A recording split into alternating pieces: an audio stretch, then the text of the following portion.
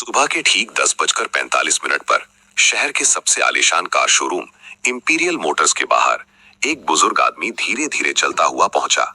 सफेद कुर्ता पायजामा, कंधे पर पुराना कपड़े का झोला और आंखों में शांति।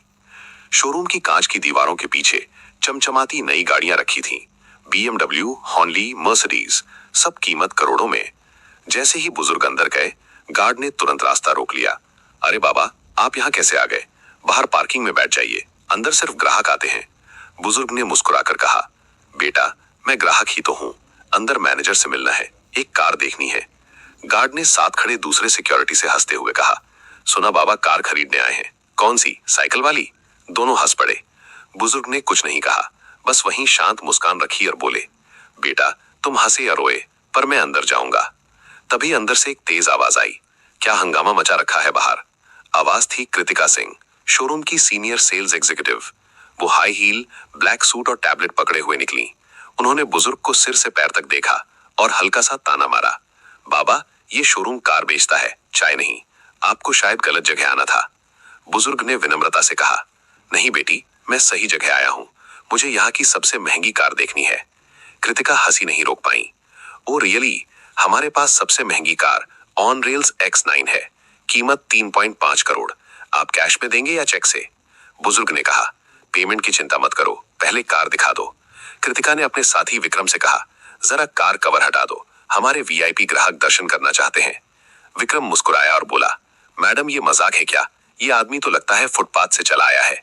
कृतिका ने कहा, हाँ, पर थोड़ा टाइम पास करने में क्या बुराई है। दोनों हंसते हुए कार के पास गए और कवर हटाया। कार की बॉडी चमक उठी।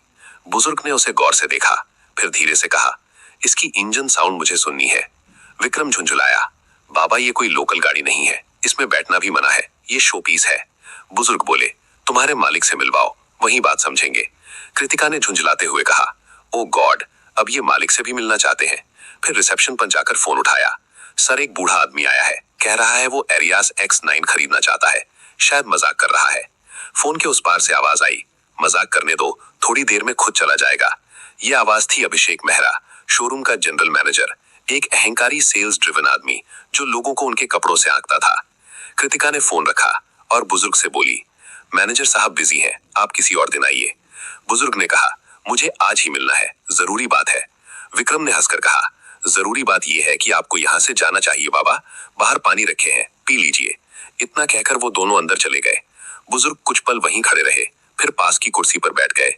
थोड़ी देर बाद एक छोटा सा लड़का, लगभग 25 साल का, उनके पास आया। नाम था रवि तिवारी, नया जूनियर सेल्समैन। रवि ने पूछा, बाबा, सब आपको डांट क्यों रहे हैं, आपको कुछ चाहिए क्या? बुजुर्ग मुस्कुराए, बस तुम्हारे मैनेजर से मिलना है बेटा। रवि ने कहा, ठीक है, मैं कोशिश करता हूँ।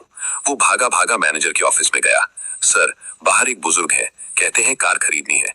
मैंने देखा वो गरीब लगते हैं, पर बात में सच्चाई है। अभिषेक ने आंखें उठाई, रवि, तुम नए हो, यहाँ हर महीने 100 लोग ऐसे आते हैं, तुम्हारा काम है असली खरीदार पहचानना। अब जाओ और उसे बाहर भेजो। रवि ने झिझकते हुए कहा, पर सर, अगर वो सच में? अभिषेक ने बीच में काटा, enough, don't argue, do your job. Ravi बाहर आया। बुजुर्ग अब भी शांत बैठे थे। उसने धीरे से कहा, बाबा, उन्होंने कहा आप बाद में आइए, वो अभी बिजी है। बुजुर्ग ने सिर हिलाया, ठीक है बेटा, जब समय सही होगा तब मुलाकात खुद हो जाएगी। रवि ने हैरानी से पूछा, आपका नाम क्या है? बुजुर्ग ने मुस्कुराकर कहा, नाम जानने का वक्त अभी नहीं आया बेटा। और इतना कहकर उन्होंने अपनी झोली से एक छोटा सा सील बंद लिफाफा निकाला। रवि से बोले, ये अपने मैनेजर को देना। लेकिन जब वो अकेले हों। रवि ने लिफाफा लिया। क्या इसमें? बुजुर्ग ने कहा, जवाब उसमें मिलेगा, बस दे देना। रवि कुछ समझ नहीं पाया, लेकिन जब उसने बुजुर्ग की आंखों में देखा तो अजीब सी गहराई महसूस हुई, जैसे वो कोई आम आदमी नहीं, कुछ और ही है। वो लिफाफा उसके हाथ में भारी लगने लगा। रवि ने वो सील बंद लिफाफा सावधानी से अपनी शर्ट की जेब में रखा। शोरूम के अंदर अब भी वही गहमा गहमी थी, नए ग्राहक, चाय की ट्रे, चमकते टायर और सेल्स की बातें। लेकिन रवि का ध्यान अब कहीं और था। हर बार जब उसकी उंगलियां उस लिफाफे को छूती, उसे लगता जैसे उसमें कुछ बड़ा छिपा है। करीब आधे घंटे बाद शोरूम थोड़ा शांत हुआ। अभिषेक मेहरा अपने केबिन में अकेला था। रवि ने हिम्मत जुटाई और अंदर चला गया। सर। हाँ रवि, अब क्या हुआ? अभिषेक ने बिना सिर उठाए जवाब दिया। वो जो बुजुर्ग थे ना, उन्होंने ये लिफाफा आपको देने को कहा है, बोले थे अकेले में देना। अभिषेक ने मुस्कुराकर कहा, क्यों, इसमें क्या लिखा है? दान का आवेदन? फिर लिफाफा ले लिया, सील तोड़ी, अंदर सिर्फ एक सफेद शीट थी। उस पर नीले इंक से कुछ पंक्तियां टाइप की हुई थीं। प्रिय श्री अभिषेक मेहरा, आज आपके व्यवहार से मैंने बहुत कुछ समझा। कल सुबह 10 बजे मैं ऑनरेलियस ग्रुप के हेड ऑफिस में मिलूंगा। वहां तय होगा कि इंपीरियल मोटर्स का भविष्य किसके हाथ में रहेगा। एस शेखावत। अभिषेक का चेहरा तुरंत सख्त हो गया। उसने दोबारा नाम पढ़ा, एस शेखावत। उसका माथा सिकुड़ गया। ये नाम कहीं सुना है? वो बुदबुदाया। अचानक उसे याद आया, ऑनरेलियस ग्रुप वही कंपनी थी जिसके फ्रेंचाइज पर यह पूरा शोरूम चल रहा था, और एस शेखावत वही शख्स थे जो इस ब्रांड के फाउंडिंग डायरेक्टर में से एक थे, लेकिन पिछले कई सालों से पब्लिक में दिखाई नहीं दिए थे। अभिषेक ने झटके से इंटरकॉम उठाया। कृतिका, जल्दी मेरे केबिन में आओ। कुछ सेकंड में कृतिका अंदर पहुंची। क्या हुआ सर?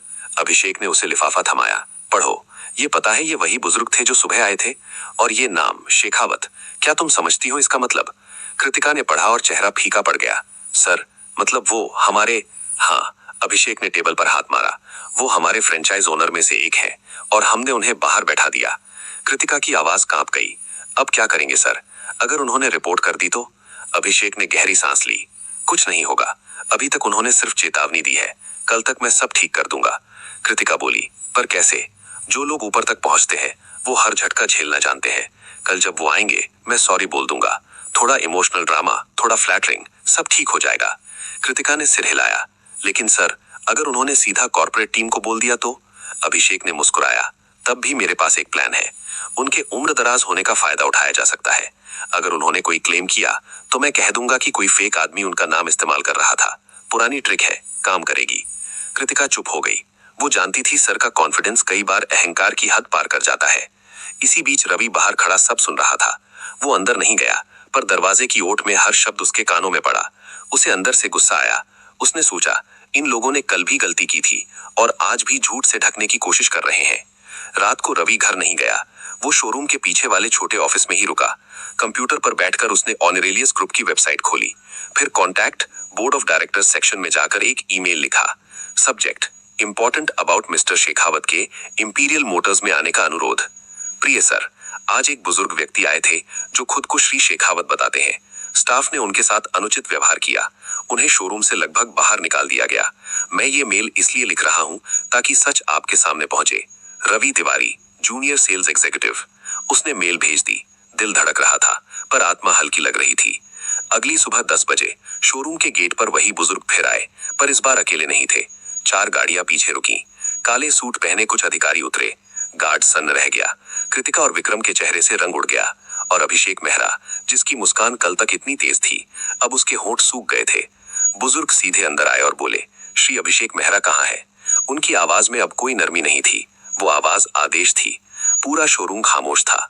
कांच की दीवारों में सिर्फ उनके कदमों की आवाज गूंज रही थी। अभिषेक धीरे धीरे अपने केबिन से निकला, चेहरे पर बनावटी मुस्कान चिपकाए हुए। नमस्ते सर, उसने जल्दी से हाथ जोड़ते हुए कहा। कल जो हुआ वो एक गलतफहमी थी सर। स्टाफ को बस। शेखावत ने हाथ उठाकर रोक दिया। गलती सिर्फ स्टाफ की नहीं मेहरा साहब, गलती आपके चरित्र की थी। अभिषेक सकपका गया। सर, मैं कसम खाकर कहता हूँ, कसमें बाद में खाना। शेखावत की आवाज और गहरी हो गई। पहले ये बताइए, जब कोई आदमी साधारण कपड़ों में आता है तो आप उसे ग्राहक नहीं मानते? कृतिका और विक्रम एक कोने में खड़े सब सुन रहे थे। कृतिका के गले में पसीना उतर आया था। शेखावत आगे बढ़े और शोरूम के बीचों बीच रुक गए। उन्होंने चारों तरफ देखा। हर कर्मचारी सिर झुकाए खड़ा था। ये वही शोरूम है जिसे मैंने 20 साल पहले शुरू किया था, उन्होंने कहा। तब यहाँ सिर्फ 2 गाड़ियां थीं और 5 लोग। हमने एक सपना देखा था कि ग्राहक चाहे किसी हालत में आए, उसे सम्मान मिलेगा। लेकिन अब, उन्होंने ठहर कर अभिषेक की तरफ देखा, अब यहाँ सिर्फ अहंकार बिक रहा है। अभिषेक की आवाज कांपने लगी। सर प्लीज, हमें एक मौका दे दीजिए। कल का दिन सच में बहुत बुरा था। हाँ, शेखावत बोले, लेकिन बुरे दिन इंसान को पहचानने का काम करते हैं, और कल मैंने तुम्हें पहचान लिया। इसी बीच उनके साथ आए अधिकारी ने फाइल टेबल पर रखी। उसने कहा, सर, हमने कल की पूरी सीसीटीवी फुटेज देखी है, सब कुछ रिकॉर्ड में है। अभिषेक के चेहरे का रंग उड़ गया। कृतिका की सांस अटक गई। शेखावत बोले, मैंने वीडियो देखा है। तुम लोग हंस रहे थे, ताने मार रहे थे, और एक बुजुर्ग ग्राहक को बैठने तक नहीं दिया गया। क्या यह है तुम्हारा ब्रांड वैल्यू? अभिषेक ने सिर झुका लिया। सर, मैं मानता हूं मुझसे गलती हुई। मैं नहीं, शेखावत ने बीच में काटा। अब गलती मानने का वक्त नहीं, अब जवाब देने का वक्त है। उन्होंने पीछे खड़े रवि की ओर इशारा किया। आओ बेटा। रवि चौंका, धीरे धीरे आगे बढ़ा। शेखावत ने मुस्कुराकर कहा, यही है वो लड़का जिसने मुझे झूठ से नहीं सच से मिलवाया, जिसने मेरी बेइज्जती छिपाने की कोशिश नहीं की बल्कि मुझे सच्चाई बताई। पूरा स्टाफ स्तब्ध था। कृतिका फुसफुसाई, रवि ने मेल किया था। शेखावत ने अभिषेक की ओर देखा। जानते हो मेहरा साहब, तुम्हारे शोरूम में सबसे निचले पद पर बैठा इंसान ही सबसे ऊंचा निकला। फिर उन्होंने फाइल खोली और बोले, आज से इंपीरियल मोटर्स की मैनेजमेंट स्ट्रक्चर बदल दी जा रही है। अभिषेक मेहरा, आप सस्पेंड किए जाते हैं तत्काल प्रभाव से। अभिषेक हक्का बक्का रह गया। सर प्लीज, मेरी फैमिली है, मेरा करियर। तुम्हारा करियर नहीं खत्म हो रहा। शेखावत शांत स्वर में बोले, बस अब तुम्हें असली काम समझना होगा। अब तुम अगले 6 महीने सर्विस सेक्शन में काम करोगे, गाड़ियों की धूल साफ करोगे, ग्राहकों की चाय लाओगे और सीखोगे कि असली इज्जत क्या होती है। शोरूम में सन्नाटा फैल गया। कृतिका की आंखों में आंसू थे। शेखावत ने उसकी तरफ देखा। और तुम मिस कृतिका, तुम्हें एक और मौका दिया जा रहा है, लेकिन याद रखना, अगर अगली बार किसी ग्राहक को उसके कपड़ों से आंका गया तो तुम बाहर होगी। कृतिका ने सिर झुकाकर कहा, सॉरी सर, मैं समझ गई हूँ। फिर शेखावत ने रवि की तरफ रुख किया। रवि, तुमने सच की कीमत चुकाई नहीं बल्कि कमाई है। आज से तुम इस शोरूम के असिस्टेंट मैनेजर हो। रवि की आंखें फैल गईं। सर, मैं तो नया हूँ। हाँ, शेखावत मुस्कुराए, लेकिन तुम्हारे पास वो है जो यहाँ किसी के पास नहीं, इंसानियत। कृतिका ने धीरे से कहा, रवि, तुमने जो किया वो कोई नहीं कर पाता। रवि ने जवाब दिया, मैंने बस वही किया जो सही लगा। शेखावत ने आखिरी बार अभिषेक की ओर देखा। याद रखो मेहरा, ब्रांड की असली कीमत कारों में नहीं होती बल्कि उन हाथों में होती है जो उन्हें सम्मान से छूते हैं। उन्होंने अपनी छड़ी उठाई और दरवाजे की ओर बढ़ गए। हर कदम की आवाज शोरूम की फर्श पर गूंज रही थी, मानो हर गूंज कह रही हो, इंसानियत की गाड़ी सबसे आगे चलती है। 3 हफ्ते बीत चुके थे। शोरूम का माहौल अब पहले जैसा नहीं था। हर कोई थोड़ा ज्यादा विनम्र, थोड़ा ज्यादा सतर्क हो गया था। इंपीरियल मोटर्स का बोर्ड अब और भी चमकने लगा था, पर अब उसकी चमक सिर्फ कारों से नहीं बल्कि रवि की ईमानदारी से थी। रवि अब असिस्टेंट मैनेजर था। कर्मचारी उसे सर कहने लगे थे, लेकिन वो हमेशा मुस्कुरा कर कहता, अरे सर मत बोलो, रवि ही ठीक है। वो हर सुबह सबसे पहले आता, शोरूम की लाइट्स ऑन करता और वहीं पुरानी जगह पर 5 मिनट खड़ा रहता जहां शेखावत साहब बैठे थे। उसके लिए वो जगह अब किसी मंदिर से कम नहीं थी। एक दिन कृतिका आई और बोली, रवि, आज तुम्हें ऑरेलियस हेड ऑफिस से बुलावा आया है। रवि थोड़ा चौंका। मुझे किस लिए? कह नहीं सकते। कृतिका बोली, बस उन्होंने कहा है कि मिस्टर शेखावत खुद मिलना चाहते हैं। कांच की ऊंची बिल्डिंग जहां हर दरवाजा अपने आप खुलता था। रवि ने कभी इतना बड़ा ऑफिस नहीं देखा था। रिसेप्शनिस्ट ने कहा, मिस्टर रवि तिवारी, सर आपका इंतजार कर रहे हैं। वो अंदर गया। शेखावत साहब वहीं थे, सफेद कुर्ते में, लेकिन अब उनके सामने एक मोटी फाइल थी और कई चार्ट्स। आओ रवि, उन्होंने कहा, कैसे हो? जी सर, अच्छा हूँ, सब ठीक चल रहा है। पता है, शेखावत ने मुस्कुराकर कहा, मुझे हर हफ्ते रिपोर्ट मिलती है और तुम्हारे नाम के आगे हमेशा एक ही शब्द लिखा होता है, सच्चाई। रवि झेंप गया, सर मैं बस अपना काम कर रहा हूँ। शेखावत ने कुर्सी से टेक लगाई। रवि, तुम्हें एक बात बतानी है। मैंने फैसला किया है कि अब मैं धीरे धीरे रिटायर हो जाऊंगा। रवि चौंका, क्या? पर सर बिना आपके तो। शेखावत ने मुस्कुराकर कहा, हर इंजन को एक दिन रुकना होता है बेटा, लेकिन जरूरी है कि गाड़ी चलते रहे। उन्होंने फाइल उसकी ओर बढ़ाई। ये मेरे ट्रस्ट की फाइल है, ऑनरेलियस फाउंडेशन। मैं चाहता हूं तुम इसमें डायरेक्टर इंचार्ज के तौर पर काम शुरू करो। रवि के होंठ सूख गए। सर लेकिन मैं तो एक सेल्समैन था, शेखावत ने कहा। अब तुम एक मिसाल हो और कंपनी को मिसालें चाहिए, सिर्फ मैनेजर नहीं। रवि की आंखें नम हो गईं। उसने बस इतना कहा, मैं वादा करता हूं सर, कभी झूठ के आगे नहीं झुकूंगा। शेखावत ने सिर हिलाया, मुझे पता है, इसलिए तो तुम चुने गए हो। अभिषेक अब सर्विस सेक्शन में था, ग्राहकों की गाड़ियों पर डस्टर चला रहा था। कभी कभी दूसरे स्टाफ उसकी तरफ देखकर मुस्कुराते, पर वो अब कुछ नहीं कहता था। वो चुपचाप काम करता, हर गलती को सुधारने की कोशिश करता। एक दिन रवि सर्विस एरिया में गया। अभिषेक, सर? अभिषेक चौंका। किसी ने हफ्तों बाद उसे सर कहा था। मैं बस ये कहना चाहता था, रवि बोला, कि मैं आपकी जगह नहीं ले रहा। मैं बस वही कर रहा हूं जो आपने मुझे सिखाया। काम में लगन रखो। अभिषेक ने उसकी तरफ देखा, आंखों में हल्की नमी थी। रवि, उस दिन अगर तुम सच ना बोलते तो मैं कभी अपनी गलती नहीं देख पाता। तुमने मुझे गिराया नहीं, जगाया है। रवि मुस्कुराया, फिर तो हम दोनों ने कुछ सीखा। अभिषेक बोला, हाँ, एक बात जरूर सीखी, कपड़े नहीं किरदार पहचानो। दोनों ने हाथ मिलाया। कृतिका पास खड़ी थी, उसकी आंखों में भी एक सुकून था। रात को रवि जब बाहर निकला तो पार्किंग में एक कार खड़ी थी, काली, पुरानी लेकिन चमकदार। वो वही कार थी जिसमें शिखावत साहब उस दिन पहली बार आए थे। उसके बोनट पर एक छोटा सा लिफाफा रखा था। रवि ने उठाया। अंदर सिर्फ एक लाइन लिखी थी, जब दुनिया तुम्हें पहचानने लगे तब भी वही बने रहना जो तब था जब कोई नहीं जानता था। एस शिखावत।